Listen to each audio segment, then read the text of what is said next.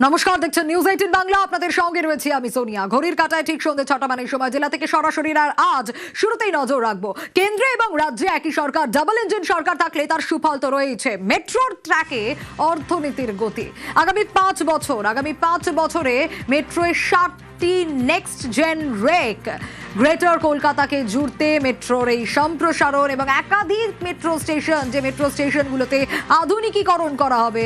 আজ রেলমন্ত্রী মুখ্যমন্ত্রী বৈঠক হয়েছে এবং সেখানে ঠিক কি সিদ্ধান্ত নেওয়া হলো জানবো, আরো ডিটেল আপডেট দেবো। আবির রয়েছে আমার সঙ্গে, আমার প্রতিনিধি, আর তার সঙ্গে নিউজ রুম থেকে কৌশিকও রয়েছে। কৌশিককে সঙ্গে থাকতে বলবো, কৌশিকের কাছে আসবো, তবে তার আগে আবিরের কাছে যাই। আবির, মেট্রো নিয়ে আজ কি সিদ্ধান্ত হলো রেলমন্ত্রী মুখ্যমন্ত্রীর বৈঠকে? দেখো, মেট্রো একটা আলাদা জোন এবং সেটা আমাদের রাজ্যে রয়েছে তাদের হেড অফিস। এবং কলকাতা মেট্রোকে ঘিরে গত কয়েক বছর ধরে কেন্দ্রীয় সরকারের তরফ থেকে একাধিক পরিকল্পনা তৈরি হচ্ছিল। যদিও কলকাতা মেট্রোর কাজ শহরে করতে গিয়ে বারবার সমস্যার সম্মুখীন হতে হয়, তার কারণ বিভিন্ন কাজগুলোকে করার জন্য যে ধরনের সহযোগিতা রাজ্য সরকারের কাছ থেকে কেন্দ্রীয় রেল মন্ত্রক চাইছিল, কখনো কখনো রেল বোর্ডের তরফ থেকেও রাজ্য সরকারের সঙ্গে আলোচনা করা হয়, যদিও সেই ধরনের কোনো সাহায্য তারা পেয়ে ওঠেননি। এবং তার প্রথম এবং অন্যতম বড় উদাহরণ যা গোটা দেশের মধ্যে, সেটা হচ্ছে চিংড়িঘাটা। এবং দেখেছো যে কাজ প্রায় 2 বছর ধরে আটকে ছিল, সেখানে মাত্র 2 সপ্তাহ এবং দিনের হিসেব করলে হচ্ছে 6টা দিনেরও কম এবং 120 ঘন্টার মধ্যে কাজ শেষ করে দিতে পেরেছিল হচ্ছে আরবিএনএল এবং কলকাতা মেট্রো। এবং আজকে বারবার আলোচনার মধ্যে বৈঠকে চিংড়িঘাটার এই প্রসঙ্গের কথা বারবার রেলমন্ত্রী, রাজ্য প্রশাসনের যারা শীর্ষ আধিকারিকরা রয়েছেন তারা, এমনকি মুখ্যমন্ত্রী, মুখ্য সচিবের কথাতেও কলকাতা মেট্রো ঘুরে ফিরে এসেছে। দ্বিতীয়ত হচ্ছে এখনো কতগুলো জায়গাতে যেমন কাজ আটকে রয়েছে, যে কাজ জটিলতা কাটিয়ে এগোনোর চেষ্টা করা হচ্ছে। একই সঙ্গে হচ্ছে কলকাতা মেট্রোর একাধিক জায়গাতে সম্প্রসারণ হবে। গত পরশু তুমি জানো যে নিউজ 18 বাংলাতে প্রথম জানানো হয় যে কলকাতা স্টেশন পর্যন্ত একটি মেট্রো যাচ্ছে। আবার অন্যদিকে হচ্ছে যে সল্টলেক সেক্টর 5 এখনো পর্যন্ত, যেখানে আমরা জানি ইস্ট ওয়েস্ট মেট্রো প্রকল্পের প্রান্তিক স্টেশন রয়েছে, সেখান থেকেও মেট্রো এগিয়ে যাওয়ার কথা রয়েছে হচ্ছে হলদিরাম পর্যন্ত। তা সল্টলেকের একটা বড় অংশের মানুষজন, বাগুইয়াটির একটা বড় অংশের মানুষজনের সুবিধা পাবেন। অন্যদিকে হচ্ছে যেখানে হাওড়া ময়দান পর্যন্ত মেট্রো রয়েছে প্রান্তিক স্টেশন, সেটাকে এগিয়ে নিয়ে যাওয়ার কথা রয়েছে হচ্ছে সাঁতরাগাছি পর্যন্ত, তার একটা সুবিধা তারা পাবেন। এছাড়া হচ্ছে নিউ গড়িয়া পর্যন্ত যেখানে মেট্রো রয়েছে, সার্ভের কাজ শুরু হতে চলেছে খুব শীঘ্রই বলে আমরা জানতে পেরেছি।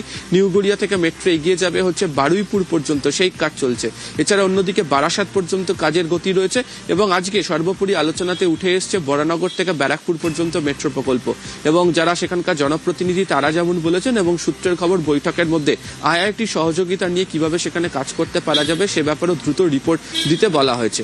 এ তো গেল হচ্ছে বিভিন্ন প্রকল্পগুলোর অগ্রগতির বিষয়। দ্বিতীয়ত হচ্ছে যে সমস্ত স্টেশন এই মুহূর্তে রয়েছে সেগুলোকে আরো আধুনিকীকরণ করা, যে রেক কলকাতা মেট্রোতে চলে সেই রেকের আরো আধুনিকীকরণ করা, এবং সর্বোপরি কলকাতা শহরের স্মার্ট নেটওয়ার্ক হিসাবে মেট্রো দিয়ে গোটা শহরকে ঘিরে ফেলার যে পরিকল্পনা, শহরতলির তেও তার একটা ছোঁয়া পড়বে, সেটাও হচ্ছে আজকের বৈঠকের ক্ষেত্রে বারবার ধরে উঠে এসছে। ফলে যে মেট্রো প্রকল্পের কাজ বারবার ধরে জমিজটের সমস্যা হোক বা বিভিন্ন অনুমতি পাওয়ার ক্ষেত্রে আটকে ছিল, তা যে আর থাকবে না এবং এই কাজ যে দ্রুত গতিতে এগোবে, সেই বার্তা আজকের বৈঠক থেকে পরিষ্কার এবং স্পষ্টতও দিয়ে দেওয়া হয়েছে। বেশ আবির, রেলমন্ত্রী আজ কি বলেছেন দেখুন। दादा, कोलकाता मेट्रो के लिए सीएम साहब अपन 60 नई नेक्स्ट जनरेशन की ट्रेन्स इंट्रोड्यूस करेंगे। 60 new trains of new generation, next generation, 60 नई ट्रेन्स इंट्रोड्यूस करेंगे नेक्स्ट 5 इयर्स में। काफी बड़ा बदलाव इसमें लेके आएंगे, जो कि कोलकाता शहर और आसपास के सभी क्षेत्रों के लिए बहुत बड़ा बेनिफिट मिलेगा।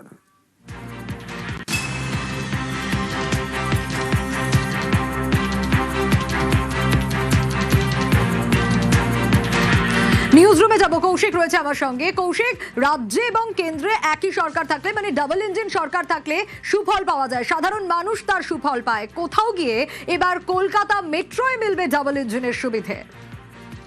রেলমন্ত্রী এক্ষুনি যে বাইটটা শোনালে, সেখানে রেলমন্ত্রী কি বললেন? রেলমন্ত্রী বললেন কলকাতায় এবং আশেপাশের এলাকার জেলাগুলির মানুষ, সাধারণ মানুষ এর সুফল পাবে, এমনভাবে মেট্রোকে প্ল্যান করা হচ্ছে।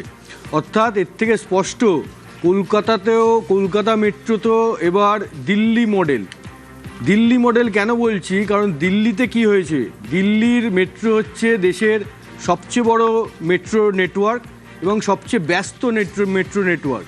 দিল্লি মেট্রোতে যেটা হয়েছে, দিল্লি মানে এনসিআর যেই অংশটা, অর্থাৎ ন্যাশনাল ক্যাপিটাল রিজিয়ন, এইখানে দিল্লির সঙ্গে নয়ডা, গ্রেটার নয়ডা, গুড়গাঁও, ফরিদাবাদ, গাজিয়াবাদ, এরকম নানা জায়গা, অর্থাৎ দিল্লি রয়েছে, তার সঙ্গে হরিয়ানা, তার সঙ্গে উত্তরপ্রদেশ এবং তার সঙ্গে রাজস্থানের বেশ কিছু শহর মিলে হচ্ছে এনসিআর। এই দিল্লি মেট্রো কিন্তু এই এনসিআরের বিভিন্ন শহরকে যুক্ত করেছে দিল্লি মেট্রো। তার ফলে কি হয়, যেই সময়টা 2 ঘন্টা 2.5 ঘন্টায় লাগতো সেটা অত্যন্ত কম সময়ে যাতায়াত করা যায়। এইটাই এবার কলকাতাতেও দেখা যাবে, কলকাতা মেট্রোতেও দেখা যাবে, সেই রকম পরিকল্পনা করেই এগোচ্ছে, যাতে যেগুলো আমরা মফস্বল বলি, যেই জায়গাগুলোকে, কলকাতার আশেপাশের বিভিন্ন জায়গা, সেখানকার মানুষদের যাতায়াতে কোনো রকম অসুবিধা না হয়। এর ছোট্ট একটা সুফল কিন্তু আমরা ইতিমধ্যেই দেখতে পাচ্ছি। ছোট্ট একটা উদাহরণ দিলেই বোঝা যাবে, যেমন ধরো আমাদের ইস্ট ওয়েস্ট মেট্রো, যেটা গেছে সেক্টর 5 থেকে হাওড়া ময়দান পর্যন্ত। এবার তুমি ভাবো, এখন অফিস পাড়া মোটামুটি সেক্টর 5-এ, তাহলে সেক্টর 5-এ যিনি অফিসে কাজ করতে আসবেন, হাওড়া থেকে যদি তিনি ট্রেন ধরেন, হাওড়ায় ট্রেনে থেকে নেমে যদি বাস ধরে তাকে আসতে হয়, অন্তত 1.5 ঘন্টা লাগবে। কিন্তু তিনি যদি মেট্রোয় চেপে বসেন, তাহলে মাত্র 30 মিনিটে চলে আসবেন। এইটা একটা বিরাট সুবিধা। এর ফলে কি হতে পারে, এর ফলে এই যে মানুষের যাতায়াতের কম সময় লাগছে এবং অত্যন্ত স্বাচ্ছন্দ্যের সঙ্গে যাতায়াত করতে পারছেন, কারণ প্রতিটা মেট্রোই হচ্ছে এসি রেক, অত্যন্ত স্বাচ্ছন্দ্যের সঙ্গে যাতায়াত করতে পারছেন। এর ফলে কি হচ্ছে, এর ফলে কিন্তু এই যে সুফলটা, এটা কিন্তু অর্থনীতিতেও প্রভাব ফেলতে পারে। কিভাবে অর্থনীতিতে প্রভাব ফেলতে পারে?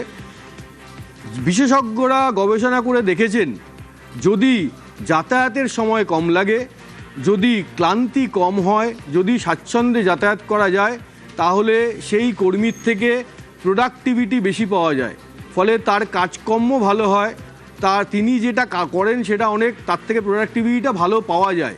এটা কিন্তু অর্থনীতির ক্ষেত্রে একটা পজিটিভ সূচক, মানে এটাতে অর্থনীতিও চাঙ্গা হতে পারে। আর তুমি বলতে পারো যে কি করে একজন ভালো কাজ করবে তার সঙ্গে অর্থনীতির কি সম্পর্ক? এইভাবেই সম্পর্ক। আমরা যেসব অফিসে কাজ করি, মূলত 2 রকম অফিস, একটা হচ্ছে পরিষেবা দেয় অথবা প্রোডাক্ট তৈরি করে। তো যিনি কাজটা করবেন তিনি যদি ভালো পরিষেবা দেন, সেটা আর 5 জনের সুবিধা হবে। তিনি যদি ভালো প্রোডাক্ট তৈরি করেন, সেটা আর 5 জনের সুবিধা হবে। এটা যেমন একটা দিক। আরেকটা দিক হচ্ছে যে ধরো যিনি কাজ করছেন তিনি যদি ভালো কাজ করেন, সেই কোম্পানির ভালো হবে, সেই কোম্পানির ভালো হলে তার হয়তো মাইনে বাড়বে। তার একজনের মাইনে বাড়া মানে কি? একজনের মাইনে বাড়া মানে তার পারচেজিং ক্যাপাসিটি বাড়া, তার ক্রয় ক্ষমতা বাড়া। তিনি তখন আরও বেশি বাজারে যাবেন। হয়তো আগে 2টো জিনিস কিনতেন, এখন 4টে জিনিস কিনবেন। 4টে জিনিস কেনা মানে তিনি আরও টাকা ব্যয় করছেন, অর্থাৎ অর্থনীতির যে বাজার অর্থনীতি, তার মধ্যে সেটার প্রভাব পড়ছে। এইভাবেই অর্থনৈতিক গ্রোথে কিন্তু সাহায্য করতে পারে। মানে কলকাতায় মেট্রো যদি দিল্লির মডেল নেয় এবং এইভাবে যেভাবে আমরা দেখলাম ইস্ট ওয়েস্ট মেট্রোর ক্ষেত্রে হয়েছে, যে এত কম সময় লাগে, এইভাবে যদি মফস্বলগুলোতে পৌঁছে যায় কলকাতা মেট্রো, তাহলে কিন্তু সেটা অর্থনীতিকে চাঙ্গা করার ক্ষেত্রেও একটা বড় ফ্যাক্টর হয়ে উঠতে পারে। একেবারে কৌশিক, এবং যেমনটা বলছিল কৌশিক, নিশানায় তৃণমূল সরকার, রেলমন্ত্রীর মমতার বিরুদ্ধে অসহযোগিতার অভিযোগ, প্রাক্তন মুখ্যমন্ত্রীকে উন্নয়ন বিরোধী তকমা। Very unfortunately, the previous state government, TMC government, they stopped this project at this Chingrigata place. This is a classic example of how the TMC government was against any development. ये चिंगड़ीघाटा के परमिशन मांगते मांगते हम लोग थक गए थे, आखिर हाईकोर्ट जाना पड़ा। हाईकोर्ट ने भी कहा कि चिंगड़ीघाटा के लिए परमिशन दो, स्टेट गवर्नमेंट को बोला था, लेकिन टीएमसी की गवर्नमेंट ने हाईकोर्ट के ऑर्डर के बावजूद परमिशन नहीं दी और टीएमसी की गवर्नमेंट सुप्रीम कोर्ट गई। सुप्रीम कोर्ट में भी हारने के बाद में भी टीएमसी गवर्नमेंट ने चिंगड़ीघाटा में मेट्रो के परमिशन को नहीं दिया, लेकिन आखिर जनता ने इसका, वेस्ट बंगाल के निवासियों ने, कोलकाता के सिटीजन्स ने इसका हिसाब पूरा किया और बहुत बड़ी संख्या में भारतीय जनता पार्टी को जिताकर जब सरकार बनी, विद इन फ्यू डेज ये इतना मैसिव काम जो आप देख रहे हो, विद इन फ्यू डेज किया। রেলের সঙ্গে এই বিগত যে সরকার ছিল, একটা যুদ্ধ ভাব, সেন্ট্রাল স্টেট রিলেশনটা এত খারাপ জায়গায় নিয়ে গেছিল, যার ফলে পশ্চিমবাংলার মানুষ আমাদের সবচেয়ে বিশ্বের জনপ্রিয় নেতা এবং ভারতবর্ষের প্রধানমন্ত্রী নরেন্দ্র মোদীজি, তিনি রেলওয়ে সেক্টরে যেভাবে উন্নয়ন করেছেন, রিফর্মস করেছেন এবং রেলকে যে জায়গায় নিয়ে গেছেন, তার টেস্ট থেকে, তার স্বাদ থেকে, তার সুযোগ থেকে আমাদের বাংলার অ্যাপ্রক্স 11 কোটি মানুষ কিন্তু বঞ্চিত হয়েছেন। ইটস এ গ্রেট অ্যাচিভমেন্ট, একটা বড় অপরচুনিটি আমাদের ছিল। আগের সরকার রেল দপ্তরের সঙ্গে কথা বলেনি, রেলওয়ে মিনিস্টারের সঙ্গে যোগাযোগ করেনি। অনারেবল রেলওয়ে মিনিস্টার অনেকবার দিদেন সিএম কে চিঠি করেছেন, রেল বোর্ড চিফ সেক্রেটারিকে চিঠি করেছেন, বাট দে নট রেসপন্ডেড, মানে ওরা কোঅপারেট করেনি, চিঠির উত্তর পর্যন্ত দেয়নি। আবারও নিউজ রুমে যাব। নিউজ রুমের কৌশিক রয়েছে আমার সঙ্গে। কৌশিক, আলটিমেটলি সাধারণ মানুষ সাফারার, তৃণমূল জমানায় অসহযোগিতা, এবার কি ডাবল ইঞ্জিনের সুবিধে পাবে বাংলা? একদমই, এখন দিল্লি কলকাতা হাত মিলিয়ে কাজ করছে, ফলে যেটা আশা করা হচ্ছে কলকাতাতেও দিল্লি মডেল দেখা যেতে পারে। এবার দিল্লি মডেলটা কি, এটা যদি তুমি একটু বোঝার চেষ্টা করো। দেখো, দিল্লি মডেল যেটা দিল্লি মেট্রো, সেখানে প্রতিদিন কত লোক যাতায়াত করে জানো? বছরে 235 কোটি 80 লক্ষ, বছরে, এক বছরে মোট 235 কোটি 80 লক্ষ লোক দিল্লি মেট্রো ব্যবহার করে। আমাদের এখানে দুটো লাইন রয়েছে এখনো পর্যন্ত, একটা হচ্ছে গ্রিন লাইন আর একটা হচ্ছে ব্লু লাইন মেট্রো। অরেঞ্জ লাইনে কাজ চলছে গড়িয়া থেকে এয়ারপোর্ট। দিল্লিতে এরকম 10টা কালারের লাইন রয়েছে, দিল্লিতে 10খানা রয়েছে। এবং দিল্লি মেট্রো হচ্ছে দেশের সবচেয়ে বড় এবং সবচেয়ে ব্যস্ত মেট্রো রেলওয়ে সিস্টেম। আমাদের এখানে যেটা দেখা যাচ্ছে, আমাদের ইস্ট ওয়েস্ট মেট্রোতেও কিন্তু বেশি দিন হয়নি চালু হয়েছে ইস্ট ওয়েস্ট মেট্রো, কিন্তু এর সুফল কিভাবে মানুষ গ্রহণ করেছে দেখো। ইস্ট ওয়েস্ট মেট্রোতে প্রতিদিন 20 লক্ষ প্যাসেঞ্জার হয়, মানে এটাকে যদি তুমি বছরে কনভার্ট করো, মানে একদিনে 20 লক্ষ হলে 365 দিনে কত, তাহলে সেটা দাঁড়াবে 72 কোটি মানুষ এখন ইস্ট ওয়েস্ট মেট্রোতে যাতায়াত করছে। এবং এই মেট্রোটা কেন জরুরি এই কারণ গবেষণা করে যেটা দেখা যায় যে একটা শহরের যা আকার, সেখানকার যা জনসংখ্যা, তাতে 20 থেকে 25% রোড ইনফ্রাস্ট্রাকচার থাকা দরকার। কিন্তু কলকাতা যেহেতু একটা পুরনো শহর, প্ল্যান্ড সিটি নয়, সেখানে এই রাস্তার রোড ইনফ্রাস্ট্রাকচার রয়েছে মাত্র 8%। সুতরাং এই কনজেশনটাকে এড়ানোর জন্য, যানজট এড়ানোর জন্য একমাত্র দাওয়াই হচ্ছে মেট্রো। ফলে মেট্রো যত বাড়বে, মেট্রো যত সম্প্রসারণ হবে, মেট্রোর সংখ্যা যত বাড়বে, তত এই কনজেশন কমবে, তত আরামে মানুষ যাতায়াত করতে পারবেন, তাদের কাজ ভালো হবে, তাদের জীবনটা অনেক মানে সহজে এগোবে। এইটা কিন্তু একটা বড় গুরুত্বপূর্ণ বিষয়।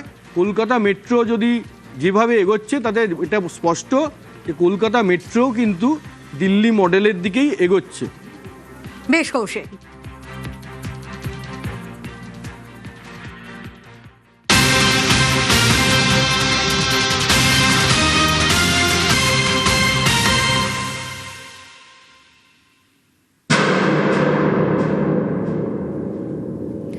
অভিষেক বন্দ্যোপাধ্যায়ের একাধিক সম্পত্তি, সেগুলোতে তো নজর রয়েছে। এরপর নজর অভিষেক বন্দ্যোপাধ্যায়ের ক্লাবে। হ্যাঁ, সম্পত্তির পর ইডির নজরে এবার অভিষেকের ক্লাব।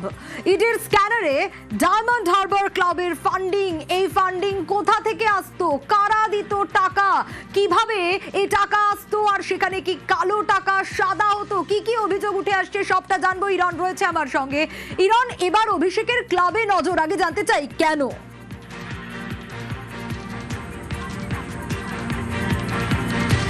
দেখো, অভিষেক বন্দ্যোপাধ্যায় ফুটবল ক্লাব গড়েছিলেন বছর খানেক আগে, ডায়মন্ড হারবার এফসি। প্রাথমিকভাবে বলা হয়েছিল এই ক্লাবটি ডায়মন্ড হারবার ফুটবলারদের, যারা ওই অঞ্চলের ফুটবলার, ডায়মন্ড হারবার যেহেতু অভিষেক বন্দ্যোপাধ্যায়ের এমপি আসন লোকসভা সিট, সেখানকার প্লেয়ারদের তুলে ধরা হবে। যদিও প্রথম দিকে এটা বলা হলো, পরবর্তী সময় দেখা যায় যে সরাসরি আইএফএর প্রথম ডিভিশনে 15 লক্ষ টাকা দিয়ে টিমটি রেজিস্ট্রেশন করেন। এটা আইএফএর তৎকালীন নিয়ম ছিল, কারণ আইএফএ কর্তারা আজকে এসে বলছেন তারা বুঝতে পারেননি নেতা মন্ত্রীরা একের পর এক ক্লাব নিয়ে নেবেন। বর্তমানে সেই নিয়ম হয়ে গেছে 1 কোটি টাকা। যাই হোক, যে গল্পে আমরা যে ঘটনায় ফিরে আসি, সেটা হচ্ছে যে অভিষেক বন্দ্যোপাধ্যায় ডায়মন্ড হারবার ক্লাব নিলেন। নেওয়ার পর থেকে তিনি ক্লাব চালাতে শুরু করলেন প্রথম থেকেই, যেটা অতীতে না বললেও আজকে আইএফএ বলছে যে ডায়মন্ড হারবারকে যাতে শুরুতেই বেটার সুযোগ দেওয়া যায়, সেই জন্য তৎকালীন ক্রীড়ামন্ত্রী অরূপ বিশ্বাস আইএফএ সেক্রেটারিকে বলেছিলেন ওপর লিগের প্রিমিয়ারের এ এবং বি গ্রুপকে মিলিয়ে দাও, অর্থাৎ দুটো গ্রুপকে এক করে দিয়ে ডায়মন্ড হারবারকে সরাসরি যাতে বেশি লেট করতে না হয়, ফার্স্ট ডিভিশন চ্যাম্পিয়ন হয়ে যাতে ইস্টবেঙ্গল মোহনবাগানের সঙ্গে খেলতে পারে, এবং সেটা করা হয়েছিল। পরবর্তী সময়ে যে অভিযোগ ইতিমধ্যেই রাজ্যের ক্রীড়ামন্ত্রী নিশীথ প্রামাণিক করেছেন নিউজ 18 বাংলা, যেটা তিনি তার প্রতিক্রিয়া দিয়েছেন, যে অভিযোগ কি সামনে এসছে, ডায়মন্ড হারবার ফুটবল ক্লাব একাধিক দিক থেকে আর্থিক তছরূপের অভিযোগ তার বিরুদ্ধে উঠেছে। প্রথমত মাঠ দখল করে রাখা। কি মাঠ দখল করে রাখা? ডায়মন্ড হারবারের দল সল্টলেকে অনুশীলন করত, সল্টলেক বিধাননগর কমপ্লেক্সের যে মাঠ, সেই মাঠ ভাড়া নিত, যদিও তার বিনিময়ে কি কোনো ভাড়া দিত এই নিয়ে সন্দেহ রয়েছে, এবং প্রাথমিকভাবে যা জানা যাচ্ছে হয়তো প্রপার যে ভাড়া সেটা দেওয়া হতো না। মাঠ পুরো ডায়মন্ড হারবারে ব্র্যান্ডিং করে রাখা হয়েছিল, মাঠ বন্ধ থাকতো, অর্থাৎ ওখানে একটা ফুটবল কোচিং ক্যাম্প চলতো, সেই বাচ্চা ফুটবলাররা মূল মাঠে খেলার সুযোগ পেতেন না, এবং অন্য যে কোনো সময় মাঠে প্রবেশ করাও যেত না, মাঠটা তালা চাবি থাকতো ডায়মন্ড হারবারের কাছে। এইটা প্রথম নজর আসে, এবং তারপর যেটা দেখা হয়, যেহেতু অরূপ বিশ্বাস একাধিক বিষয় যে থ্রেট কালচার ময়দানে আসছে, সেটা শোনার পর যখন নজরে আসে এই যে স্পন্সর, যেই ভারতীয় ফুটবলে একাধিক ক্লাবের হাতে স্পন্সর নেই, মোহামেডান স্পোর্টিং তারা স্পন্সর খুঁজতে না পেয়ে হন্যে হয়ে ঘুরছে, সেখানে বছর 4-5 গজিয়ে ওঠা ডায়মন্ড হারবার ক্লাব তাকে কোটি কোটি টাকা স্পন্সর করতে সবাই এগিয়ে আসতেন। সেটা কি স্বেচ্ছায় আসতেন, নাকি কোনো থ্রেট কালচারে আসতেন, নাকি ভয় দেখানো হতো? প্রশ্ন উঠছে। প্রশ্ন এটাও রয়েছে যে কোনোভাবে ব্ল্যাক মানিকে কি হোয়াইট মানি করা হতো ডায়মন্ড হারবারের ক্লাবকে সামনে রেখে? তাই উল্কার গতিতে উত্থান হওয়া ডায়মন্ড হারবার অভিষেক বন্দ্যোপাধ্যায়ের ক্লাব ইতিমধ্যেই স্ক্যানারে, এবং রাজ্যের ক্রীড়ামন্ত্রী নিশীথ প্রামাণিক বলছেন তিনি প্রয়োজনে ইডি তদন্ত করবেন, এবং তদন্ত তিনি করবেন কারণ একাধিক বেনিয়ম, আর্থিক তছরূপের অভিযোগ এবং মাঠ দখল করে রাখার অভিযোগ ডায়মন্ড হারবারের বিরুদ্ধে এসেছে। একেবারে ডায়মন্ড হারবারের উত্থান নিয়ে তদন্তের ইঙ্গিত রাজ্যের ক্রীড়ামন্ত্রী নিশীথ প্রামাণিকের। বেশ কিছু অভিযোগ ডায়মন্ড হারবার এফসির এগেনস্টে পেয়েছি।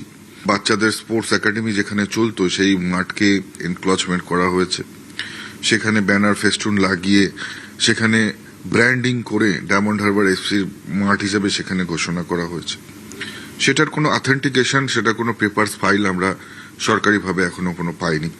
দ্বিতীয়ত আর্থিক দুর্নীতি, এই বিপুল পরিমাণ আর্থিক সম্ভার কোথা থেকে এলো, স্পন্সরশিপরা কতটা তারা ফান্ডিং করছে, এবং প্রকৃত ফান্ডিং কোথা থেকে আসছে, আদৌ ফান্ডিং হচ্ছে কিনা, নাকি কালোকে সাদা করে দেখানোর প্রচেষ্টা। তদন্ত হবে, প্রয়োজন হলে আমরা চাইবো যে ইডি এর তদন্ত করুক। যদি কোনো দুর্নীতি থেকে থাকে একজনও রেহাই পাবে না। ডায়মন্ড হারবার এফসির সম্পাদক কি বলছেন শুনুন।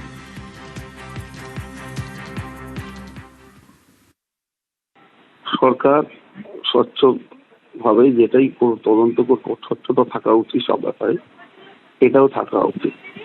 প্লেয়ার রিক্রুটটা পুরোপুরি কথা মতোই প্লেয়ারদের নেওয়া হতো, কিন্তু পেমেন্ট কি করে হতো, কি হতো সেটা বলতে পারবো।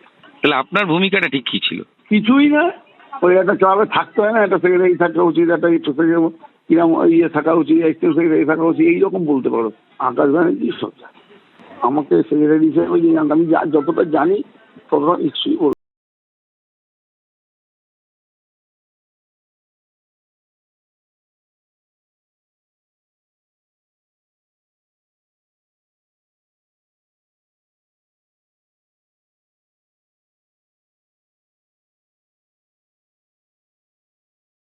বা তাদের প্রেশার আইএফ এর ওপর বারংবার আসতো। হ্যাঁ, অনেকবার এসেছে। আপনারা জানেন একটা সময় কোচ সিলেকশন নিয়ে ইস্যু হয়েছিল। এই মাঠটা ওরা নিজেদের প্র্যাকটিসের জন্য ব্যবহার করতো এবং আইএফএ কে খেলার জন্য মাঠটা দেওয়া হতো। ওরা নিয়েছে এটা বিধাননগর মিউনিসিপ্যালিটি থেকে, সেখানেও কিন্তু এটা in between club and Bidhannagar municipality. Sourav বিশ্বাস শুধু যে টলিউডকেই কালিমা লিপ্ত করেছে, টলিউডের স্বরূপটাই বেরিয়ে এসছে তা নয়। কলকাতা ময়দান, সেখানেও সৌরভ বিশ্বাসের দুর্নীতি রয়েছে। হ্যাঁ, রাজ্য গেমসের টাকা তছরূপের অভিযোগ তো রয়েছে। আর ঠিক কি কি অভিযোগ রয়েছে, ইরন রয়েছে আমার সঙ্গে। ইরন, তার মানে শুধুমাত্র টলিউডের মধ্যেই সীমাবদ্ধ নয়, মানে টলিউডের পরিবেশটাকেই দূষিত করেছে সৌরভ বিশ্বাস। শুধু তাই নয়, ময়দানেও ঢুকে পড়লো। কিভাবে? এখানেও কি দাদা অরূপ বিশ্বাসের হাত মাথার ওপর?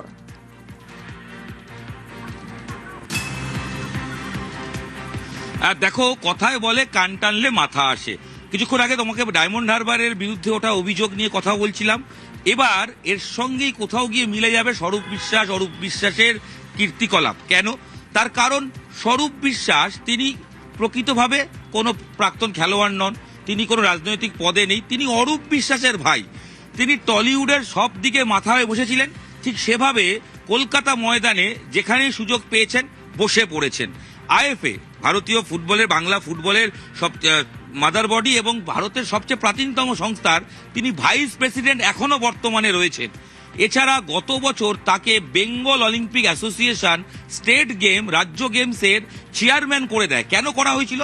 কর্তারা বলছেন আসলে মন্ত্রীর ভাই, বেশি সুযোগ সুবিধা পাওয়া যাবে, আর্থিক অনুদান আসবে, তাই তাকে দায়িত্ব দেওয়া হয়। যদিও তারা এখন স্বীকার করছেন যে গেমসের ব্যাপারে কোনো আইডিয়াই স্বরূপ বিশ্বাসের ছিল না। গত বছর এপ্রিল মাসে যে গেমস মালদায় আয়োজিত হয়, মালদা ডিস্ট্রিক্ট স্পোর্টস অ্যাসোসিয়েশনের উদ্যোগে, সেখানে একাধিক অভিযোগ সামনে আসে। আর্থিক তছরূপের অভিযোগ, আর সরকারি অর্থ নয় ছয়ের অভিযোগ। 40 লক্ষ টাকা, 45 লক্ষ টাকা সরকারের থেকে অনুমোদন হয়, তার মধ্যে 25 লক্ষ টাকা সরকার দেয়। সেই টাকা দিয়ে খেলোয়াড়রা কোনো সুযোগ সুবিধাই পাননি। খেলোয়াড়রা কি করেছিলেন? কোনো রকমের মাটিতে শুতে হয়েছিল, শাক ভাত খেতে হয়েছিল, যেটা বলা হচ্ছে তার কিছু ছবিও রয়েছে। তৎকালীন কর্তা বা বর্তমানে ময়দানে পরিচিত মুখ নবাব ভট্টাচার্য, তিনি সেই সময় প্রতিবাদ করেছিলেন। তবে তিনি বলেছেন যে বেশি কথা বলার জন্য তাকে অরূপ বিশ্বাস বলেছিলেন, আজকাল তুই বেশি কথা বলছিস, মানে কার্যত থ্রেট দিয়েছিলেন স্বরূপের জন্য অরূপ বিশ্বাস। এবং স্বরূপ বিশ্বাস সেখানে আর্থিক তছরূপ করেছেন, খেলোয়াড়রা টাকা পাননি, প্রপার সুযোগ সুবিধা পাননি। শুধু কি তাই, বেঙ্গল ফুটবল একটা একাডেমি রয়েছে সরকারের, সেখান থেকে ফুটবলারদের জোর করে সুরুচি সংঘ ক্লাবে সই করিয়ে দেওয়া হতো। আইএফ এর ক্ষেত্রে দাদাগিরি চলতো, আইএফ এর বিরুদ্ধে একাধিক কেস এই স্বরূপ বিশ্বাসী করাতেন বলে অভিযোগ। একেবারে বিশ্বাস ব্রাদার্সদের একের পর এক দুর্নীতি করেছে, সেসব অভিযোগ এখন সামনে আসছে সরকার বদলাতেই। বেশি রন খাওয়া দাওয়া জঘন্য ছিল, প্লেয়াররা মানে থাকা খাওয়া চূড়ান্ত অবস্থা, বাথরুম নেই। আমাদের অফিসিয়ালরা গিয়েছিল, সব যার যার পয়সা খেয়েছে, নিজের পয়সা করে অনেক প্লেয়ারদের খাইয়েছে। অনেকবার বলা ছিল, বলো আমরা দেখছি করছি, এমন ভাবে প্রস্তাব এলো, সবাই পিঠ চাপড়ালো অল্প বিশ্বাসে দারুণ হবে দারুণ হবে। তো হয়তো ভেবেছিল তারা যে অনেক তার দ্বারা মন্ত্রী অনেক সুযোগ সুবিধা পাওয়া যায়, কিন্তু উল্টে আমাদের বিয়ের এখন মাইনে দেওয়ার অবস্থা নেই। এই অবস্থা এসে দাঁড়িয়েছে। যদি সরকার 25 লক্ষ টাকা না দেয়, বাকি টাকাটা ক্রীড়ামন্ত্রী সে, আর ক্রীড়ামন্ত্রীর ভাই, দাদাগিরি তো থাকবেই, তো স্বাভাবিক। সবকটা খেলার অর্গানাইজেশনে ছিল। ব্যাপারটা হচ্ছে সব আমরাই নেব, এটা তো চলতে পারে না। আমার ছেলেদের রাত্রির খাবার হচ্ছে ভাত আর শাক, সন্ধ্যেবেলা ওরা নিজেদের পয়সায় মুড়ি চানাচুর কিনে খাচ্ছে। একটা জায়গায় প্রায় 200-র ওপর অ্যাথলিট, বাথরুম একটা। আর্থিক তছরূপ হয়েছে তার মানে? আমি বলছি শুধু গেঞ্জি নিয়ে সিবিআই তদন্ত হতে পারে। কত গেঞ্জি ছাপানো হয়েছিল, কত গেঞ্জি কে পেয়েছে, সে খুঁজে পাওয়া যাবে। বলে ফেলার জন্য আইএফের একটা অনুষ্ঠান অরূপদার সঙ্গে দেখা হয়েছিল। অরূপদা গাড়ি থেকে নেমে প্রথম কথাটাই আমাকে বলেছেন, তুই তো আজকাল খুব বক্তৃতা দিচ্ছিস। রেখে টেকে বলেছি, কারণ এর থেকে বেশি বললে আমার ক্লাবটা উঠিয়ে দিত। স্টেট গেমসে একটা বড় আর্থিক দুর্নীতি হয়েছে। 7-8টা ক্লাব হবে যাদের নিয়ে ও রেগুলার বসতো, তাদের মধ্যে থেকেই কিন্তু ঘুরিয়ে ফিরিয়ে আইএফের বিরুদ্ধে কেস করা। আজকে যদি আপনি দেখেন, দেখবেন আইএফের বিরুদ্ধে একাধিক কেস রয়েছে। নজরুল ইসলাম করেছে, কাজকে ডিসরাপ্ট করার চেষ্টা। প্রিমিয়ার ডিভিশনে 6টা সান অফ দ্য সয়েল করতে হবে, তো সরকারি চিঠি এসেছিল আমাদের কাছে, চিঠি দিয়ে চাপিয়ে দেওয়া হয়েছিল। আমাদের মোডালিটিস হয়ে যাওয়ার পরে আবার ক্লাবদের নিয়ে মিটিং ডেকে চিঠিটা দেখিয়ে বলতে হয়েছিল যে এই জন্য আমরা করতে বাধ্য হচ্ছি, করা উচিত। আমরা যদি না করি সেক্ষেত্রে আমরা সরকারের সাপোর্ট পাবো না। আজকে স্টেডিয়াম আপনি পাবেন কি করে যদি খেলা করতে হয়? স্টেডিয়াম তো সব সরকারের। একটা আনঅথরাইজড পার্সনকে দিয়ে কি করে এত বড় একটা স্পোর্টস ইভেন্টকে পরিচালনা করা হলো, এটা সবচেয়ে বড় প্রশ্ন। এর তো একটা নির্দিষ্ট প্রোটোকল থাকে। আর সেই বাচ্চাগুলোর কথাই আমি বলছি, যারা দু চোখে একটা মেডেল অ্যাচিভের স্বপ্ন নিয়ে দূর দূরান্ত থেকে সেখানে পৌঁছেছিলেন, তাদের থাকবার কোনো ঠিকঠাক ব্যবস্থা ছিল না। তাদেরকে রীতিমতো 2 দিন ধরে আতপেটা খেয়ে থাকতে হয়েছে, তারপর তাদেরকে পারফর্ম করতে হয়েছে।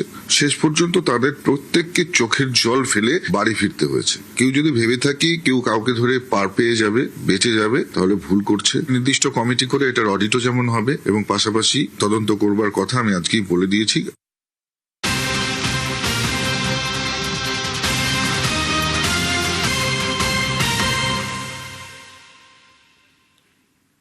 এই তৃণমূল জামানায় সিনেমা জগৎ হোক বা খেলার জগৎ, চারিদিকে দুর্নীতির অভিযোগ। খেলার টাকায় মমতার ভাইদের মোচ্ছব। হ্যাঁ, বসন্ত উৎসব পালন, আর সেই বসন্ত উৎসব পালনের নামে টাকা 9-6 হয়েছে।